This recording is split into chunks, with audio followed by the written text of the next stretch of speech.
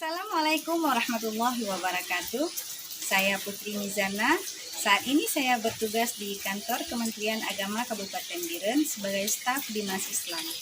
Selain itu, saya juga menjabat sebagai Ketua Yayasan Pembangunan Generasi Qurani Aceh yang ada di Kabupaten Biren, yaitu yang membawahi bidang pendidikan anak usia dini, juga Taman Pendidikan Al-Quran, Rumah Aceh.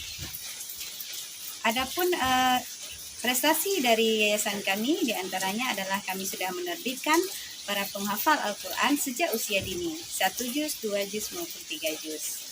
Adapun prestasi-prestasi yang pernah saya raih adalah saya pernah menjadi juara 1 di tingkat provinsi sebagai qari'ah terbaik, dan juga saya pernah menjadi juara 2 tingkat provinsi sebagai karya inovasi pengelola PAUD.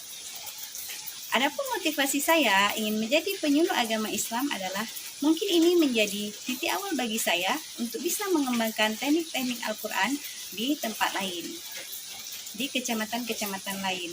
Mungkin saya bisa berbagi ilmu yang merupakan itu cita-cita terbesar saya, ingin mengembangkan teknik-teknik membaca Al-Quran di seluruh pelosok di Kabupaten Biren. Dengan demikian, saya sangat berharap saya bisa lulus di penyuluh agama Islam ini.